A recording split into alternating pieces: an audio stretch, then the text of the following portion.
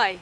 So I'm out and about today on one of my walks, and I thought what it might be nice to do would be a little series of signs of spring, because we all need things to look forward to right now. So I thought today I'd just talk for a couple of minutes about these snowdrops that I've spotted by the river here. So snowdrops are actually not native. So they were introduced around the 16th century into private gardens, but it wasn't until about the 18th century that they were first seen in the wild. You tend to find them in damp woodlands, perhaps by the side of a river. They like it where it's quite damp, and they're really, really beautiful obviously at this time of year. They flower in January, February sort of time. So they're lovely drooping white flowers.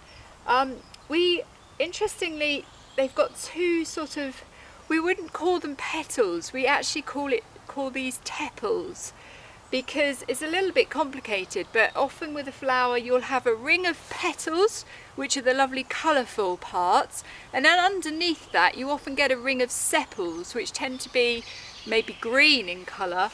But in this flower we call them tepals because you can't distinguish between the two.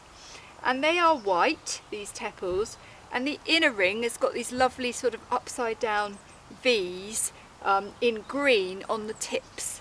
Now they tend to spread vegetatively, so through their bulbs under the ground, dividing and spreading, but they can actually spread by seed, but this doesn't happen very often because, as you can imagine, there are very few pollinators around at the moment to do that for them.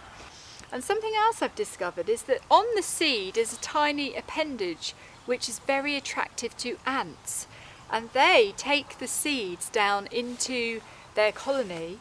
They'll eat the appendage, but they won't actually eat the seed, so that's a nice way for the seed to spread.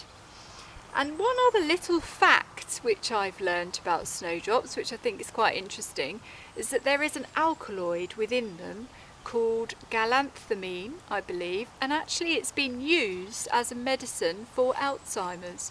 So I think it's really quite fascinating how these are poisonous, and often, you know, some of our poisonous plants have provided us with some really, really important medicines. So enjoy your spring walks.